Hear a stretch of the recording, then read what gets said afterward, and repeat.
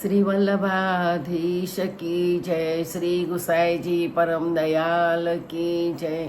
श्याम सुंदर श्री अमने महाराणी की जय। श्री हरिराय महाप्रभु की जय। ગોકુલનાથ કી જય. આપણે 16 સ્કંદ વિશે રસપાન કરીએ છીએ. તેમાં આપણે નવરત્ન આવી છે. નવરત્નમાં 5મો શ્લોક ચાલે છે.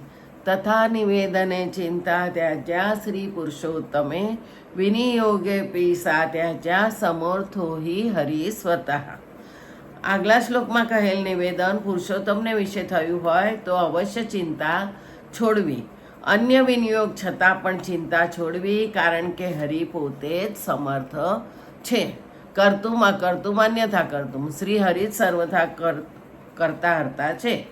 જો નિવેદન પુરુષોત્તમ સિવાય તેના વિહોમાં કે તેની વિભૂતિમાં થવું હોય તો પોતાની લૌકિક ગતિ કે વૈદિક ગતિ થવાની ચિંતા થાય, કારણ કે વિહાદિકનું સામર્થ્ય સ્વતંત્ર નથી. શ્રી પુરુષોત્તમનું આપેલું સામર્થ્ય તેમનામાં છે, તેથી તે જાતે જ નિર્ભય નથી, તો બીજાને શી રીતે કરી શકે? માટે સર્વોપરી શ્રી પુરુષોત્તમ જ ભક્તની તમામ ચિંતા હરવાને શક્તિમાન છે. માટે હરિ શબ્દ શ્રી પુરુષોત્તમને પ્રત્યે જ વપરાય છે.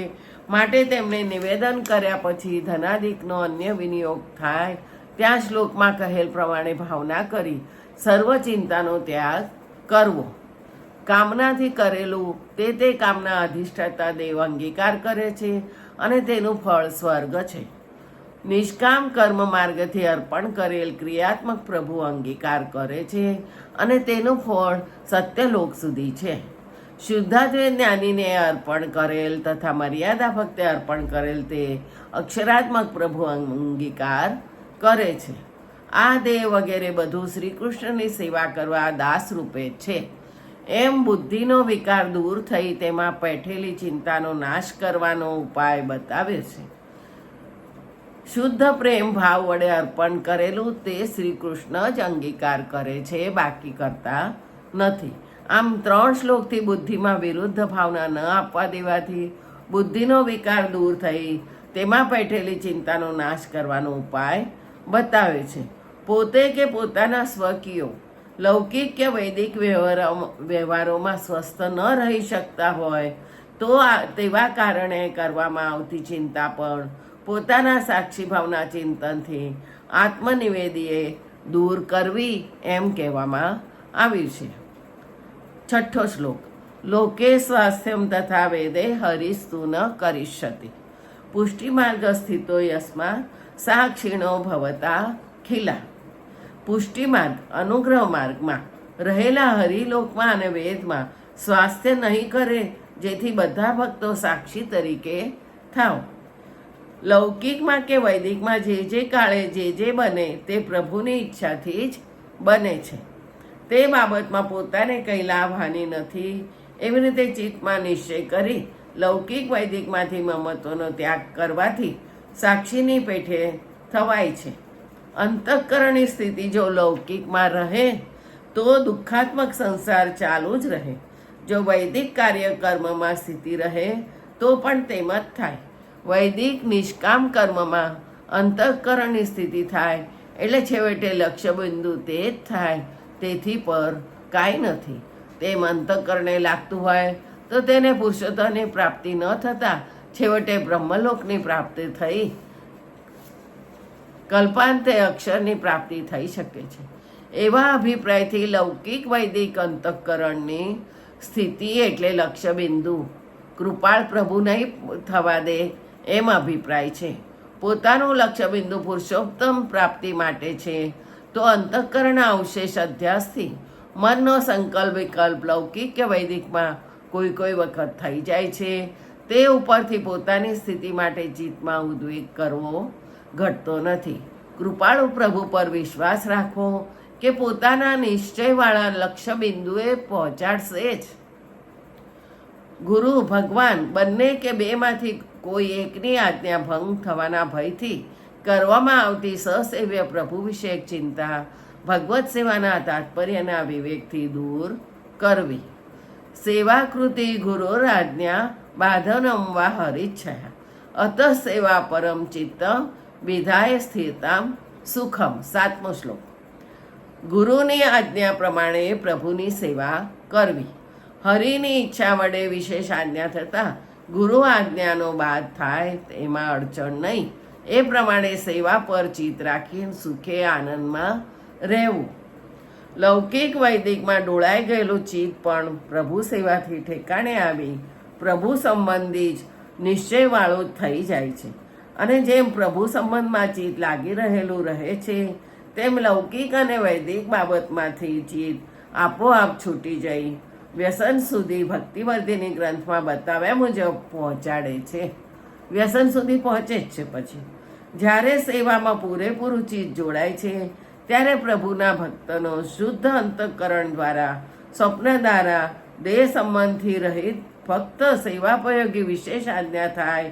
તે આજ્ઞા ગુરુ આજ્ઞાને અનુકૂળ હોય અને ક્યારેક તેને બાધક એટલે પ્રતિકૂળતાવાળી હોય તો શુદ્ધ અંતઃકરણ અને સ્વપ્નમાં થતી એવી વિશેષ આજ્ઞા પ્રમાણે સેવા કરવી. પ્રભુમાં વ્યસન થયા પછી તો ચિંતાનો સંભવ જ નથી. ત્યાર પછી સુદૃઢ ભક્તિ થાય છે. એટલે ભગવાન સાક્ષાત્કાર થઈ જે આજ્ઞા કરે છે તે આજ્ઞાઓનું સેવન ચિંતા રહિત જ થાય છે. ઉપદેશલ પ્રકારે સેવાનો નિર્વાહ કરવાનું સામર્થ્ય હોય કે ન હોય તેના કારણે સ્વાભાવિક રૂપે ઉત્પન્ન થતી ચિંતાને ભગવત લીલાની ભાવના કે ભગવત શરણાગતિથી દૂર કરવી. 8મો શ્લોક. ચિત્તોદ્વેગ વિધાયાપી હરેર્યદર યત કરિષ્યતિ તથૈવ તસ્ય લીલેતિ મત્વા ચિંતા ધૃતમ ત્યજત. સેવામાં ચિત્ત ઉદ્વેગ પામે તો પણ હરિ એટલે ઠાકોરજી જે કરે છે તે તેમની લીલા છે એમ માનીને ચિંતાને જલ્દી છોડવી. ચિત્ત જ પ્રભુ સેવામાં ઉદ્વેગવાળું રહેતું હોય તો કેમ કરવું તે બાબતની ચિંતાનો ત્યાગ કેવી રીતે થાય તે બાબત આજ્ઞા કરે છે કે લૌકિક પ્રતિબંધ પ્રયાસ કરવાથી મટે છે, પરંતુ સેવામાં પ્રતિબંધ હોય તો તે બાબત કશો ઈલાજ કરવો નકામો છે. છતાં ચિંતા ન કરવી. સેવામાં ચિત્ત ઉદ્વેગવાળું રહેતું હોય તો એમ સમજવું કે પ્રભુને આપણી પાસે સેવા કરાવી નહીં હોય. તે વખતે શુદ્ધાદેવ સિદ્ધાંત અનુસાર જ્ઞાન માર્ગમાં ચિત્ત પ્રફુલ્લિત રહેતું હોય તો તેમાં ચિત્ત પરોવવું. અંતઃકરણમાં જે ભગવત કાર્ય કરવાથી આનંદ આવતો હોય તે દેહ સંબંધ વગરનું ભગવત કાર્ય કરવું જોઈએ. નિબંધમાં ભક્તિ પ્રકરણમાં કહેલ છે કે જેનાથી સેવા ન બનતી હોય પરંતુ મન જ પૂરેપૂરું ભગવાનમાં રહેતું હોય તેને પણ સાયુજ્ય મુક્તિ મળે છે ને તેને પુરુષોત્તમનું દાસત્વ સિદ્ધ થતું નથી તો પોતે તે પ્રકારનો જીવ હશે અથવા બાકીનો લાભ ભવિષ્યમાં મળશે એમ ચિત્તમાં નિશ્ચય કરી ચિંતા છોડવી. આ પ્રમાણે બધી રીતે ચિત્તનું સમાધાન કરી ચિત્તમાંથી ચિંતા કાઢી નાખવી. મતલબ કે જે પ્રકારે ચિંતા ન રહે અને અંતઃકરણ પ્રભુ વિષયમાં લાગે તે કાર્યમાં ચિત્ત જોડવું. 9મો છેલ્લો શ્લોક.